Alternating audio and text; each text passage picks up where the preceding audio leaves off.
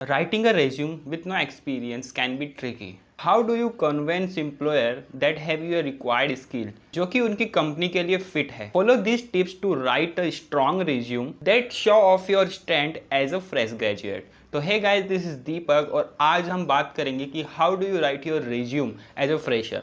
अगर आप फ्रेशर हो तो आपको किन किन बातों का ध्यान रखना है अपने रिज्यूमे में।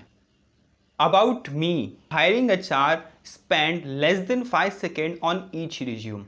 जैसे कि आपने किसी जॉब के लिए अप्लाई किया तो वहाँ की जो HR है जो कि रेज्यूम को शॉर्ट लिस्टेड करने वाली है वो आपके मतलब कोई भी रेज्यूम है उस पर कम से कम 5 सेकेंड बिताएगी।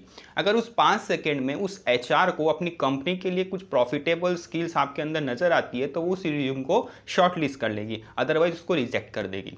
तो उस 5 सेकेंड में आपको क्या उस रिज्यूम में लिखना है ताकि HR आपके रिज्यूम को शॉर्ट लिस्ट कर दे। आपको स्टार्टिंग में अपने रिज्यूमे में कुछ ऐसे पॉइंट्स लिखने हैं जैसे ही HR आपके रिज्यूम को देखे उसको लगे हाँ इस बंदे के अंदर अपनी कंपनी के लिए रिक्वायर्ड स्किल है तो आपके रिज्यूम को शॉर्टलिस्ट कर दे। You feel your intro as well as the skills that you have. अगर आप इंट्रो में अच्छा कुछ लिख देते हो, अपनी स्किल्स बता देते हो तो काफ़ी चांसेस है आपके रिज्यूम को शॉर्टलिस्टेड होने में।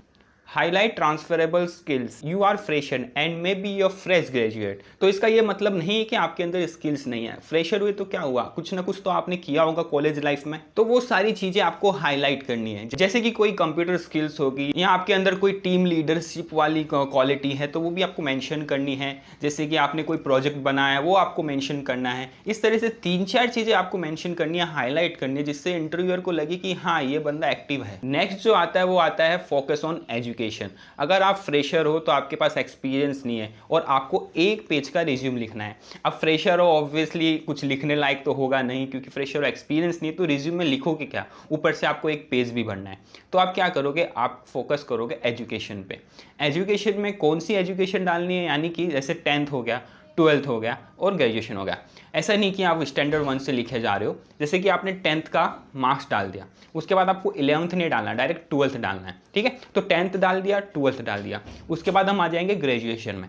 तो ग्रेजुएशन में आपको क्या करना है, ईयर वाइज जाना है। ऐसे नहीं कि same 1, same 2, same 3, same 4, same, आपको ईयर वाइज जाना है। जैसे कि फर्स्ट ईयर में कितने आए, सेकेंड ईयर में कितने आए, थर्ड ईयर में कितने आए, तो इस तरह से आपको जाना है। अगर आप सपोज आपका रिज्यूम बड़ा हो रहा है तो आप डायरेक्टली भी लिख सकते हो कि आपकी डिग्री में कितना, मतलब आपको फाइनल में कितने आपके CGPA बने या कितना आपको मार्क्स आए, ठीक है। तो 10th 12th और आपका ग्रेजुएशन वाला मार्क्स आपको डालना है। तो ये फोकस करना है ताकि आपका रिज्यूम थोड़ा सा एटलीस्ट 1 पेज फिल हो जाए। Next and important is resume keyword.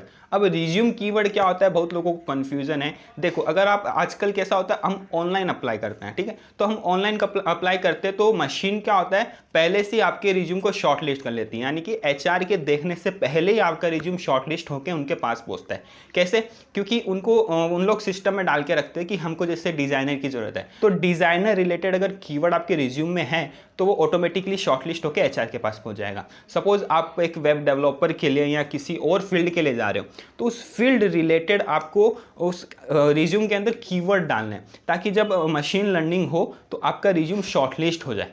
अभी जैसे कि वेब डिजाइनर, तो वेब डिजाइनर रिलेटेड 1-2 कीवर्ड आप अपने रिज्यूम में फिट कर दो। इसका एक और मतलब होता है कि एम्प्लॉयर जो आपको हायर कर रहा है वो ये भी चेक करता है कि आप इस जॉब के लिए सीरियस हो या ऐसे टाइम पास करो। यानी कि जैसे कि उन्होंने कोई जॉब पोस्ट की तो आप उसका डिस्क्रिप्शन प्रॉपर पढ़ रहे हो, क्योंकि क्या होता है बहुत लोग क्या करते हैं, एक रेज्यूम बनाया, बहुत जगह पे गए, ये वाला ये वाला ये वाला, तो एक साथ 10 जगह पे वही सेम रिज्यूम डाल देते। ऐसा आपको नहीं करना है। सपोज आपने एक जॉब के लिए अप्लाई कर रहे हो तो पर्टिकुलर उस जॉब के लिए एक रेज्यूम रेडी करो, ठीक है। इससे एम्प्लॉयर भी देखता है कि हाँ ये एक बंदा है जो सीरियस है और सीरियसली मेरे जॉब के लिए अप्लाई कर रहा है।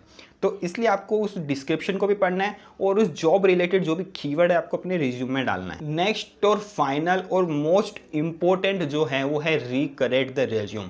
आपने एक रिज्यूम बना लिया, पूरा 1 पेज भर लिया, अब बात आती है उस रिज्यूम को वापस से रीचेक करने की। ऐसा नहीं करना कि आपने एक बार रिज्यूम बना लिया फिर आपने उसको एक बार चेक भी नहीं किया और ऐसे ही डाल दिया और उसमें पता चला कि उसमें ग्रामर मिस्टेक है, आपके नाम के अंदर का एक कुछ गायब है। ऐसा नहीं करना। आपने एक रिज्यूम तैयार कर लिया, उसके बाद क्या करना है, आपको वापस से उसको रिकरेक्ट करना है। अगर आपसे नहीं होता है तो आप अपने भाई को दो या किसी और को दो, लेकिन उसको एक बार रिकरेक्ट करो। इससे क्या होगा, अगर आपने कोई ग्रामेटिकली मिस्टेक की होगी तो वो ठीक हो जाएगी, और अगर कुछ और मिस्टेक होगी या आपने कुछ ऐड नहीं किया है तो वो आप ऐड कर सकते हो। एक बार रिकरेक्ट कर लो कि एश्योर हो जाओ कि आपने जो भी इंफॉर्मेशन डाली है वो करेक्ट है या नहीं।